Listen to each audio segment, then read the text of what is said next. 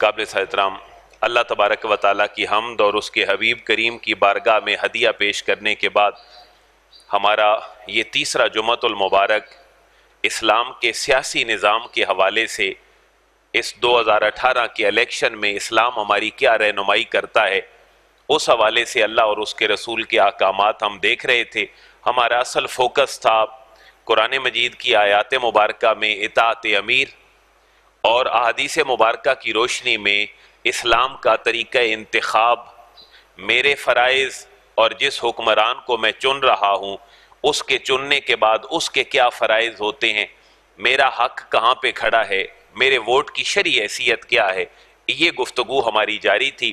پچھلے جمعے کا خلاصہ یہ تھا کہ اسلام کسی خاص طریقہ انتخاب کو پریفر نہیں کرتا۔ اسلام یہ نہیں کہتا کہ اس طریقے کے بغیر اگر تم اپنا امیر چنو گے تو معاذ اللہ تم کافر ہو جاؤ گے۔ اسلام نے انتخاب امیر اور ووٹ دینے کا معاملہ یہ امت کا مسئلہ تھا، اللہ کے حبیب نے اس کو ہر زمانے میں امت کے اوپر چھوڑا ہے۔ اس بات کو بڑے وضاحت کے ساتھ اپنے ذہن میں بٹھا لیں، اسلام کسی ایک خاص سیاسی نظام کا قائل نہیں ہے کہ اسلام کہے کہ بادشاہت ہے تو جمہوریت نہیں ہوتی، جمہوریت ہے تو ڈیموکریسی ہے تو جو ڈکٹیٹرشپ ہے فرد واحد کی حکمرانی ہے یہ حرام ہے، ایسی بات نہیں ہے۔ اسلام ہر اس نظام کا قائل ہے جس میں انسانوں کے بنیادی حقوق محفوظ رہیں۔ یہ جملہ پکا اپنے ذہن میں بٹھا لیں۔ اسلام جمہوریت کا مخالف بھی نہیں ہے، اسلام آمریت کا مخالف بھی نہیں ہے، انسانوں کے حقوق محفوظ ہوں اسلام ہر اس نظام کو پریفر کرتا ہے۔ یہ پہلی بات طے ہو گئی۔ دوسری بات یہ ہے کہ اسلام کون سے انتخاب کے طریقے کو چاہتا ہے، یہ امت کا مسئلہ تھا۔ حضور نے اپنی حیات ظاہری میں کسی بندے کو امیر منتخب نہیں کیا، لیکن آپ جب مدینہ چھوڑتے کہیں باہر جاتے تو مدینے کا کوئی نہ کوئی امیر مقرر فرما جاتے جو نمازیں پڑھاتا لوگوں کو، ان کے امور کا خیال رکھتا، لیکن باقاعدہ پولیٹیکلی سیاسی طور پر حضور نے اپنے اس حیات ظاہری سے پردہ فرماتے وقت کسی بندے کو بھی امیر مقرر نہیں فرمایا۔ امت کا مسئلہ تھا، امت پہ چھوڑ دیا۔ یہ بات بھی ذہن نشین کر لیں، مسئلہ کس کا تھا؟ امت کا تھا، چھوڑ بھی کس پہ دیا؟ امت پہ۔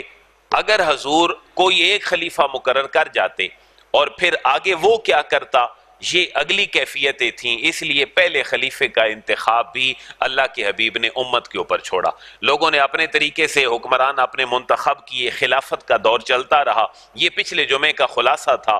حضرت ابوبکر صدیق رضی اللہ تعالیٰ عنہ کا طریقہ انتخاب اور ہے، اور حضرت عمر فاروق رضی اللہ تعالیٰ عنہ کے منتخب ہونے کا طریقہ اور ہے، حضرت عثمان غنی کے انتخاب کا طریقہ کچھ اور ہے، حضرت علی المرتضیٰ کے انتخاب کا طریقہ کچھ اور ہے۔ لہذا یہ ملٹیپل ڈائمنشن اسلام نے ہمہ جہتی نظام دیا ہے کہ جس حالات میں اور جس وقت میں جس قسم کے حالات ہوں تم اپنا امیر منتخب کر لو۔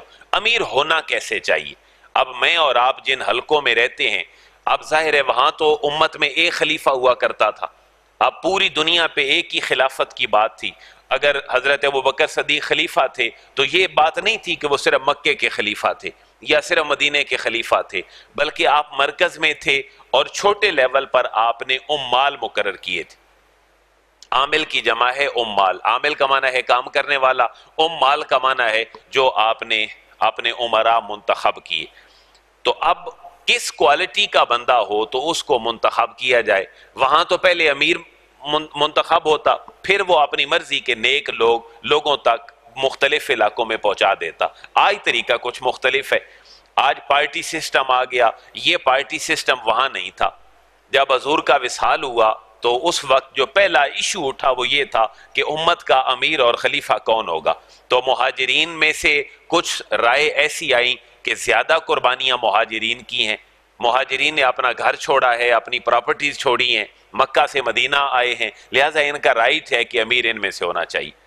اور جو ویلکم کرنے والے تھے انصار، ان کا موقف یہ تھا کچھ لوگوں کا کہ جتنی قربانیاں انصار کی ہیں اتنی مہاجرین کی نہیں ہیں۔ وہ گھر تو چھوڑ کر آئے لیکن ان کو آباد کس نے کیا؟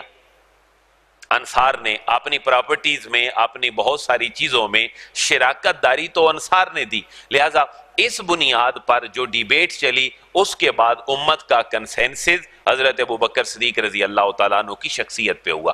اور اس طریقے کو کیا کہتے ہیں کہ عوام نے بھی بیعت کی، خواص نے بھی بیعت کی. پہلے خواص نے کی، پھر عوام نے کی، پھر عوام سے مزید آگے چلتی گئی. حضرت ابوبکر صدیق رضی اللہ تعالیٰ عنہ نے اپنے وصال کے وقت حضرت عمر کو خلیفہ بنا دیا. اب یہ نیا طریقہ آ گیا کہ کوئی بندہ کسی دوسرے اہل بندے کو بھی امیر مقرر کر سکتا ہے. حضرت عمر رضی اللہ تعالیٰ عنہ نے ایک شورا بنا دی. کتنے بندوں پہ مشتمل تھی؟ 6 بندوں پہ مشتمل تھی. ان میں سے حضرت عثمان غنی کو شورا نے چن لیا. وہاں ایک پوائنٹ یہ بھی ہمیں نظر آیا تھا کہ جو چننے والے لوگ ہیں وہ بھی اہلیت کے حامل ہونے چاہیے. اور وہ اہلیت آج اگر کوئی میٹرک ایف اے بی اے یا پڑھا لکھا ہونے کی اگر کوئی لگاتا ہے تو وہ عین اسلام کے مطابق ہے. وجہ یہ ہے کہ جو لوگ حضرت عثمان غنی رضی اللہ تعالیٰ عنہ کو چن رہے تھے، 6 بندوں کی کمیٹی، میں نے عرض کیا تھا ان کا کم از کم معیار کتنا تھا جی؟ وہ 10 مبشرہ میں سے تھے. یعنی جن لوگوں نے حضرت عثمان کو چنا تھا، جن کی کمیٹی حضرت عمر نے بنائی تھی، جو شورا کے ممبران تھے، ان کا کم از کم معیار یہ تھا کہ وہ 10 مبشرہ تھے. پھر اگلا معیار یہ بھی تھا کہ صحابہ اکرام تھے جن کو رسول اللہ نے جن کی تربیت کی تھی. یہاں سے ہمیں ایک اصول ملتا ہے کہ جو چننے والے ہیں ان کی بھی کوئی نہ کوئی اہلیت ہونی چاہیے. اب یہی اس ہماری جمہوریت کی ایک خامی ہے کہ ایک بہت بڑا پڑھا لکھا آدمی، انٹلیکچوئل، اور ایک عام سا مزدور اور ورکر، لیبر کرنے والا آدمی، ان دونوں کی کیا مینٹیلٹی برابر ہے؟ لہٰذا یہ جس کو چن رہے ہیں دونوں کا ووٹ تو ایک خاص اہمیت رکھتا ہے. لہٰذا یہ کچھ خامیاں ہوتی ہیں ہر نظام میں جس کی وجہ سے ہمارے لیے مسائل پیدا ہوتے رہتے ہیں. آج ہم اس چیز کو دیکھیں گے کہ اسلام کا طریقہ تو منتخب کرنے کا ہر زمانے میں الگ رہا، لیکن امیر کی خصوصیات کیا ہونی چاہیے، اس کے اوصاف کیا ہونے چاہیے جس کو دیکھ کر میں اور آپ اس کو منتخب کریں. کم از کم اتنا تو ہمارے دور کی ایک ضرورت ہے کہ پارٹی سسٹم بھی ہے، اور پارٹی سسٹم کے بہت سارے نقصانات میں سے ایک یہ بھی ہے کہ انسان اپنی رائے کا اظہار نہیں کر سکتا، وہ پارٹی کا محتاج ہوتا ہے. فرض کر لیں بہت ساری پارٹیاں ہیں سیاسی، ان کے اگر ممبران 50-60 ہیں تو وہ نظریہ تو اپنی پارٹی کا ہوگا. میں اور آپ اگر کسی بات پہ جنہوں نے اپنا امیر مقرر کیا تھا وہ اپنی انڈیویجولی رائے تو نہیں دے گا، بلکہ وہ پابند کس کا ہوگا؟ اپنی پارٹی کا ہوگا. وہ اپنا سینٹ میں بھی ممبران انہی کو بھیجیں گے جو ان کی اپنی پارٹی کا موقف ہے. لیکن میرے اور آپ کے لیے کم از کم معیار اوپر والی سطح کا نہیں، نیچے والی سطح پہ میں اور آپ کس طرح کے بندے کو منتخب کریں جب ہم ووٹ ڈالیں. اب بہت سارے ایشوز ہیں، پارٹی مد نظر رکھیں، کینڈیڈیٹ کو مد نظر رکھیں، اپنے حلقے کو مد نظر رکھیں، اپنے انوائرمنٹ کو مد نظر رکھیں، اپنے گلی محلے کو مد نظر رکھیں. کم از کم ہم کیا کر سکتے ہیں؟ میں جو بات عرض کر رہا ہوں یا جو آگے کروں گا یہ کو 100% وہ طریقہ نہیں کہ جو ہمارے اوپر لاگو ہو گیا. بہت ساری خامیوں میں سے ہم خامیوں کو دور کرتے ہوئے کم از کم کس معیار پہ کسی کو ووٹ دے سکتے ہیں. ظاہر ہے کسی کو تو دینا ہے. اگر ووٹ نہیں دیں گے تو یہ بھی تو ایک ہم اپنے حقوق کو وڈرا کر رہے ہیں.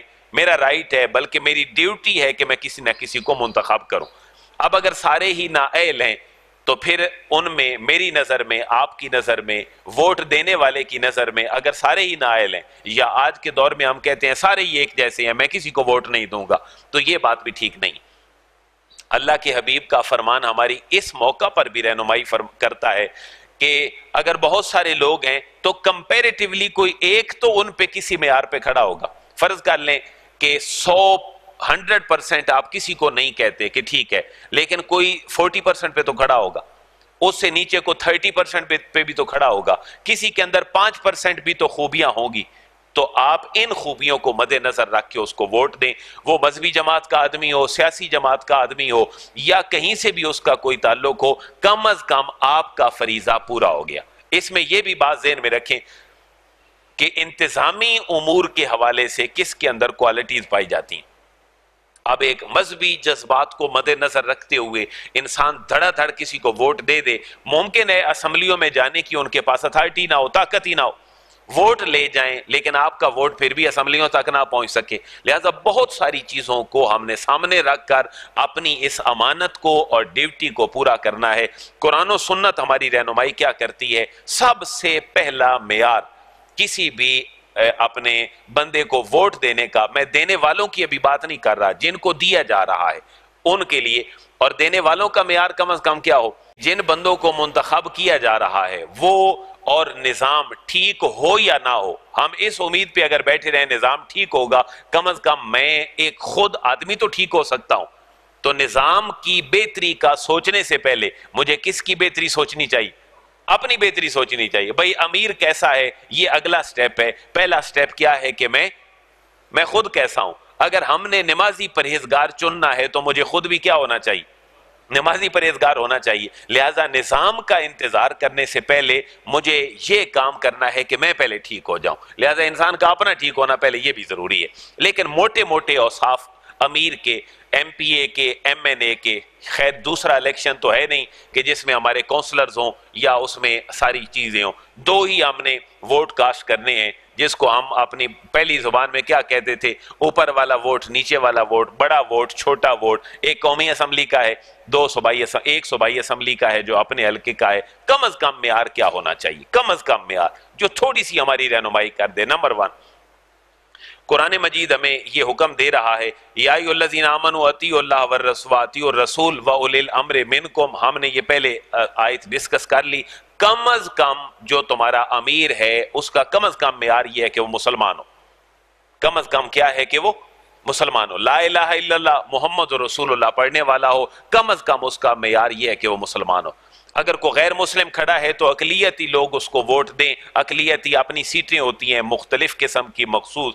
پہلا معیار یہ ہے کہ کم از کم جس کو ہم خلیفہ چن رہے ہیں، ہم خلیفہ کہہ لیں، ایم پی اے کہہ لیں، ایم این اے کہہ لیں، کم از کم اس کا معیار یہ ہے کہ وہ کیا ہو؟ مسلمان ہو. کم از کم معیار یہ ہے کہ وہ مسلمان ہو. اگلی بات کیا ہے؟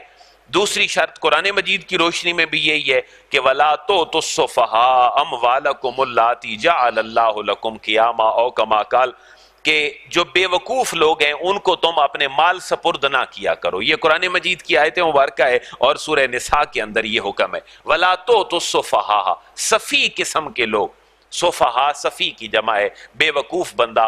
اس کو تم کاروبار کے لیے بھی اپنا مال نہ دو. فرض کر لیں میرے پاس پیسہ ہے، فن نہیں ہے، میں ایک بندے کو اپنا پیسہ دے دیتا ہوں کہ پیسے میرے ہیں، آپ اپنا فن یوٹیلائز کریں، کاروبار بڑھائیں، منافع ہوگا، مجھے بھی ملے گا، آپ کو بھی ملے گا. لیکن میں مال کس کو دوں گا؟ جس کی کم از کم شرط کیا ہوگی؟ بے وقوف نہ ہو، کوئی ایسا آدمی نہ ہو کہ میرا مال ضائع کر بیٹھے. میں یہ بھی تو دیکھوں گا اس کے اندر کوئی فن اور کوالٹی ہے یا نہیں. تو قرآن یہ فرما رہا ہے کہ بے وقوف آدمی کو، بے عقل قسم کے آدمی کو وہ مال نہ دو جو تمہارے پاس ہے، جن کو اللہ نے تمہاری بسر اوقات کے لیے تمہیں دیا ہے. تو اللہ یہ حکم دے رہا ہے کہ اگر تم اپنا مال کسی نااہل آدمی کو نہیں دے سکتے کاروبار کے لیے یا اس کو گائیڈین بنانے کے لیے کسی بھی لیول پر، تو پتہ چلا کسی بے وقوف آدمی کو ہم ووٹ بھی نہیں دے سکتے، کیونکہ وہ بھی تو ہمارا ایک رائٹ لے کے آگے جا رہا ہے. میں نے انگوٹھا لگا دیا، اب میری جو رائے ہے وہ کمپلیٹ ہو گئی. اب میرے سارے حقوق، میں ان سے دستبردار ہو گیا، میں وڈرا کر لیا. دے کس کو دیے؟ کہ میری ہر رائے جو تم دو گے، میں نے تمہیں منتخب کر لیا ہے، تم جو بھی آگے رائے دو گے وہی رائے کس کی تصور ہوگی؟ میری رائے تصور ہوگی. تو ان تینوں شرطوں میں عاقل ہونا، عقل مند ہونا. اس کا اگر الٹ سائڈ لیں تو عقل مند کا کیا ہو سکتا ہے؟ اگر کوئی بندہ بیمار ہے ذہنی طور پر تو وہ آدمی کبھی بھی اہل نہیں ہو سکتا کہ اس کو ووٹ دیے جائیں. دوسری بات یہ ہے کہ بالغ بھی ہو. یہ شرعی اصول ہے. پہلا اصول کیا ٹھہرا؟ مسلمان ہو. دوسرا عقل مند مسلمان ہو. بھائی نماز عقل مند کے اوپر ہے یا عقل مند سے نیچلے درجے پر بھی ہے؟ عقل مند کے اوپر نماز ہے. ایک آدمی معاف ہو گیا، وہ قومے میں چلا گیا، تو جتنا عرصہ وہ قومے میں رہا اس کے اوپر نماز فرض ہوگی؟ نہیں فرض ہوگی. کیوں؟ اس کا عقل ہی نہیں رہا. جتنا عرصہ دوبارہ وہ عقل کی کیفیت میں نہیں لوٹتا اس وقت تک شریعت بھی اپنا حکم اس سے اٹھا لیتی ہے. تو پتہ چلا مسلمان ہونا چاہیے. مسلمان ہونے کے بعد عقل مند ہونا چاہیے. عقل مند ہونے کے ساتھ بالغ بھی ہونا چاہیے. ایک نابالغ بچہ کہیں کھڑا ہے، آپ اس کو منتخب نہیں کر سکتے. یہ شرعی اصول ہے. کیوں؟ نابالغ کے اوپر نماز ہے، بولے نا، روزہ ہے، حج ہے، زکوٰۃ ہے، شرعی ڈیوٹی ہی کوئی نہیں ہے اس کے اوپر، تو میں کیوں ایک ایسے بندے کو آگے کر رہا ہوں شریعت جس کی اجازت ہی نہیں دیتی؟ مسلمان ہونا امیدوار کے لیے پہلی شرط ہے، دوسری شرط ہے وہ عقل مند ہو، تیسری شرط یہ ہے کہ وہ بالغ ہو، اور چوتھی شرط یہ ہے کہ وہ مرد ہو جس کو ہم منتخب کر رہے ہیں۔ اب اگر کسی کے ذہن میں یہ سوال پیدا ہو کہ خواتین بھی کھڑی ہوتی ہیں، ایم پی ایم این اے بنتی ہیں، کیا ان کو ووٹ دینا چاہیے یا نہیں؟ تو وہ اگر کوئی اسلام سے ہٹ کر ان کی بات کرتا ہے تو وہ اپنے اور دنیا کے نظاموں کو دیکھ کر اسلام کے سسٹم کے ساتھ ڈیبیٹ کرتا ہے۔ اسلامی اصول یہی ہے کہ آپ عورت کو منتخب نہیں کر سکتے، بلکہ اس کے اوپر شدید علماء کرام کی گفتگو بھی موجود ہے۔ میں ایک دو احادیث مبارکہ صحیح بخاری کی رکھ لیتا ہوں۔ اس خطہ ارضی میں سیاسی سوچ ڈیولپ کرنے والی ایک بہت بڑی شخصیت ہے جس کو شاہ ولی اللہ کہا جاتا ہے۔ شاہ ولی اللہ محدث دہلوی کی کتاب ہے جن کی کتاب کا نام ہے ازالۃ الخفا عن خلافت الخلفاء۔ ظاہر ہے وہ دور جب شاہ ولی اللہ تشریف لائے 1703 عیسوی کا دور ہے۔ اب 1703 عیسوی میں اور آج 2018 میں ہمیں کافی سارے سال گزر چکے ہیں۔ کہاں مغلوں کی حکومت، مرہٹوں کا آنا، سکھوں کے ساتھ ٹکراؤ، مسلمان کس کیفیت میں تھے، ہندو غالب تھے، انگریز تھا، اب مسلمان پنپ رہے تھے اور آگے بڑھ رہے تھے۔ تو شاہ ولی اللہ نے سیاست کے اوپر پوری کتاب لکھی ازالۃ الخفا عن خلافت الخلفاء، جس میں شیعہ سنی فسادات کے حوالے سے بھی باتیں ہیں کہ ان کے اندر کنسنسس کیسے پیدا ہو سکتا ہے، اور حنفی، شافی اور مالکی ہونے کے حوالے سے بھی شاہ ولی اللہ نے ایک اپنا نقطہ نظر دیا ہے کہ ایک کاسموپولیٹن فقہ ہونی چاہیے جو ہماجیتی ہو، جو فقہ اسلام کہلائے، فقہ حنفی، شافی، مالکی نہ کہلائے۔ شاہ ولی اللہ نے بخاری کی ایک حدیث ذکر کی ہے جو صحیح بخاری کے اندر موجود ہے، اور یہ کتاب الفتن کے اندر موجود ہے۔ یہ بڑی ذہن میں رکھنے والی بات ہے کہ عورت حکمران بن سکتی ہے یا نہیں۔ اس حدیث کو کوٹ کس نے کیا ہے؟ شاہ ولی اللہ نے، اور ریفرنس کس کا دیا ہے؟ صحیح بخاری کا۔ اور صحیح بخاری میں کس جگہ پہ موجود ہے؟ کتاب الفتن میں۔ فتنے کی جمع ہے، یعنی فتنہ ایک امت کے اوپر یہ بھی ہوگا۔ ان فتنوں کے اندر امام بخاری نے اس حدیث مبارکہ کو ذکر کیا ہے، اور وہ حدیث مبارکہ کیا ہے؟ اللہ کے حبیب کو پتا چلا جب آپ تشریف فرما تھے کہ فارس والوں نے، ایران والوں نے کسرا کی بیٹی کو بادشاہ بنا دیا۔ جب اللہ کے حبیب تک یہ بات پہنچی تو آپ نے کیا فرمایا؟ ما افلح قوم ولو امرہم امرا او کما قال الرسول، وہ قوم کبھی کامیاب نہیں ہو سکتی جو عورت کے سپرد اپنے انتظامی امور کر دیتی ہے۔ اللہ کے حبیب نے جب ایران کسرا کی بیٹی کا مسند اقتدار پہ بیٹھنا سنا تو کیا فرمایا کہ وہ قوم کبھی کامیاب نہیں ہو سکتی جنہوں نے اپنی سلطنت کا انتظام کس کے حوالے کر دیا؟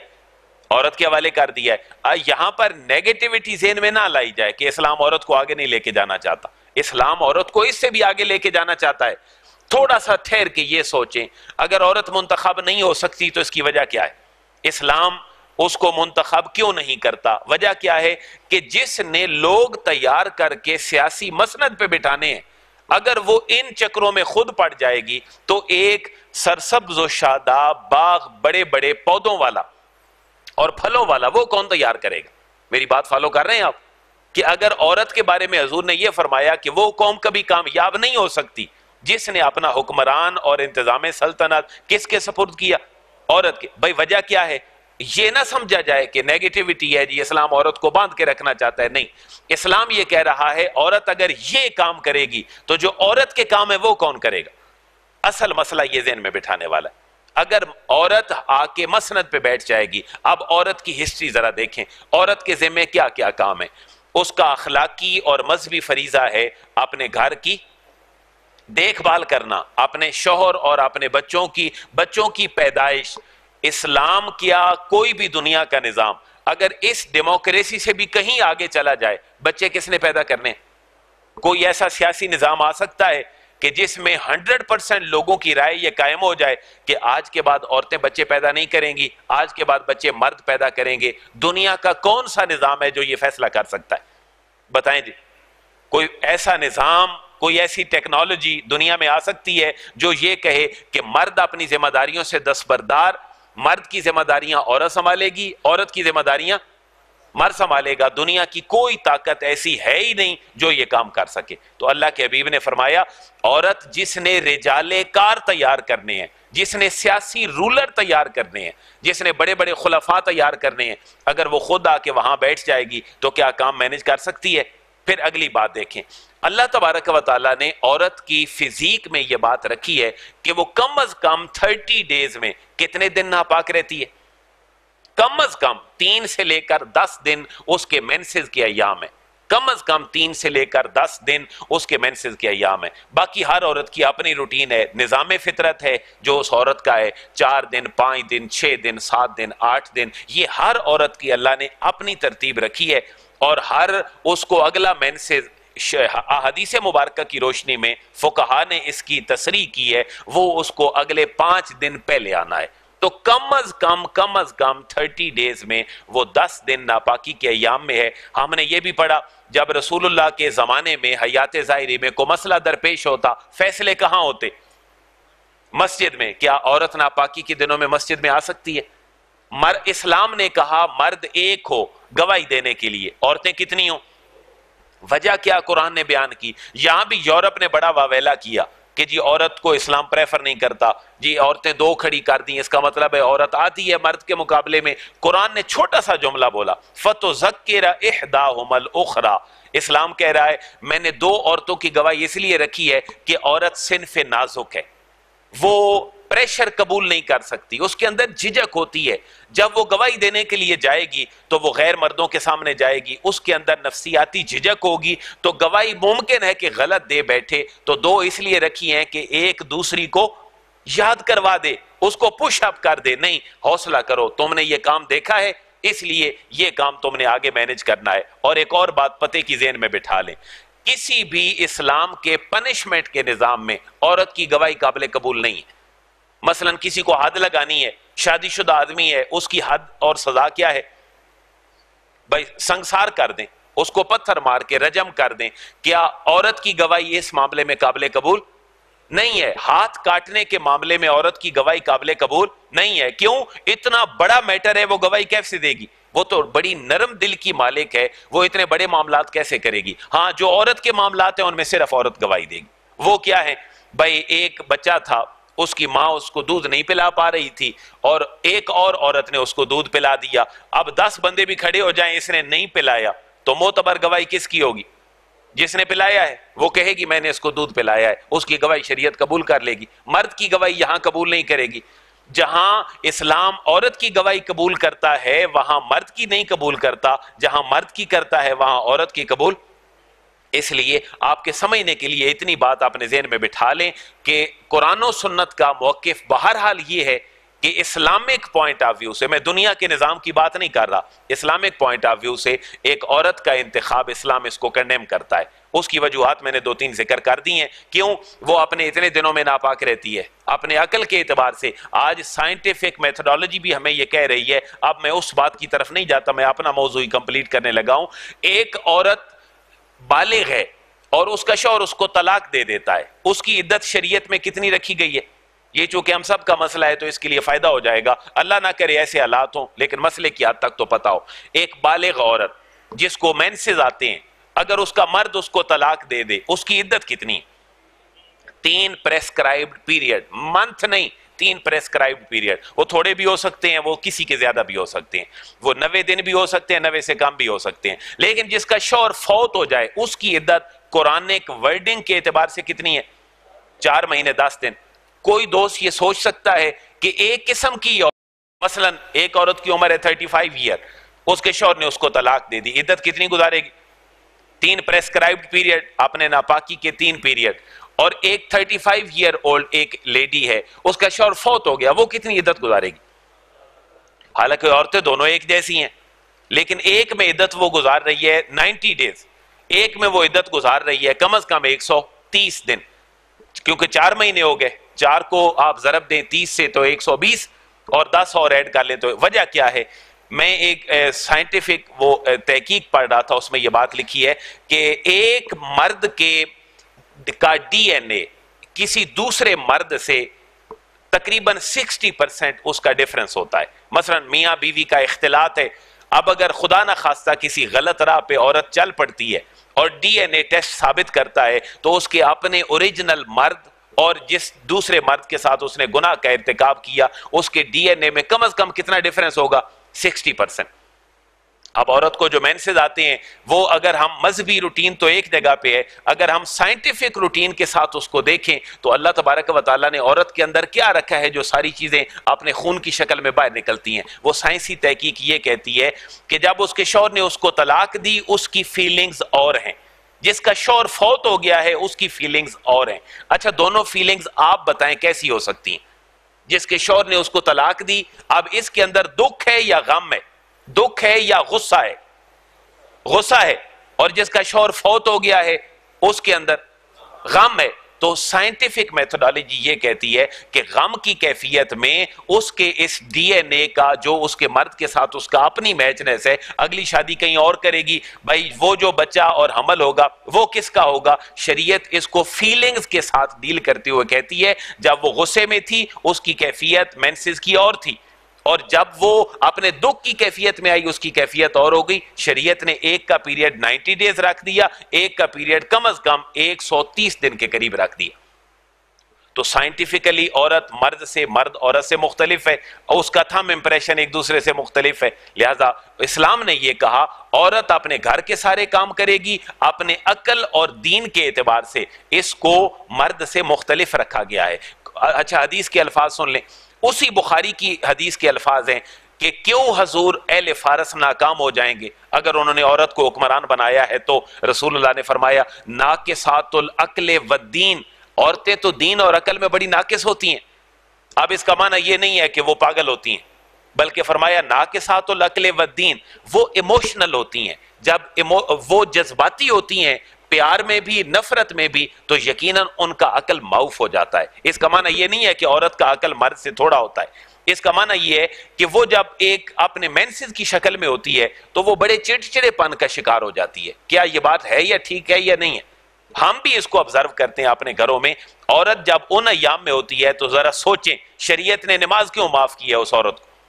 بھائی اس نے اپنے گھر کے کام کرنے ہیں، شریعت یہ کہے کہ نماز بھی پڑھو تم ناپاکی کی حالت میں، عورت پہلے ہی ایک درد میں مبتلا ہے، چڑچڑے پن میں مبتلا ہے، اس کو اللہ کے حبیب نے فرمایا ناقصات العقل، عورت کو امیر نہ بناؤ کیونکہ اپنی عقل کے اعتبار سے یہ بڑا نقصان کرنے والی ہے۔ جب تمہارے فیصلے یہ کرے گی تو پھر مسئلہ تو خراب ہو جائے گا۔ اور پھر فرمایا ناقصات دین، یہ دین میں بھی کیا ہے؟ ناقص ہیں۔ اچھا دین میں ناقص ہونے سے مراد یہ نہیں ہے اللہ ان کی عبادت قبول نہیں کرتا، ناقصات دین سے مراد یہ ہے جتنی مرد نمازیں پڑھتا ہے مہینے میں، 5 کو آپ 30 سے ضرب دیں تو کتنی نمازیں بنی؟ بھائی روزانہ 5 پڑھے، مہینہ پورا پڑھے تو کتنی نمازیں بنی؟ 150۔ اور عورت اپنے ناپاکی کے کم از کم 10 دن نکال دے، وہ اب باقی 20 دن نماز پڑھے گی، اس کی نمازیں کتنی بنے گی؟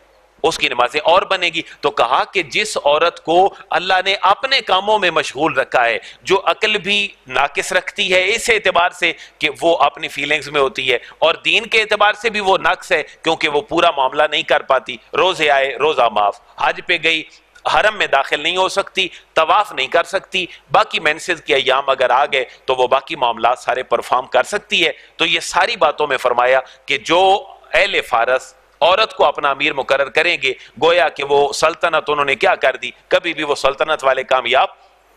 بہرحال اب پھر بھی اگر کسی کے ذہن میں سوال ہو کہ پھر عورت کو ووٹ دینا حرام ہے، میں کسی جدید نظام کی بات نہیں کر رہا، میں صرف کس کی بات کر رہا ہوں؟ اسلام کی بات کر رہا ہوں۔ اگر کسی کے ذہن میں آئے نہیں تو ماحول سارا ایسے بن چکا ہے، وہ ماحول ہے، وہ اسلام نہیں ہے۔ اب ہمیں کہاں نظر آتا ہے جب عورتیں حکمران بنی، خانہ جنگی ہوئی، جہاں بھی ہوئی، میں کسی بڑی ذات پہ کوئی جملہ نہیں بول رہا، لیکن حضرت ابوبکر صدیق، حضرت عمر فاروق، حضرت عثمان غنی، حضرت علی المرضی، حضرت امام حسن، آگے بنو امیہ کا دور، بنو عباس کا، ہمیں تمام مسلم رولرز میں ابتدائی ایام میں کوئی عورت نظر آتی ہے؟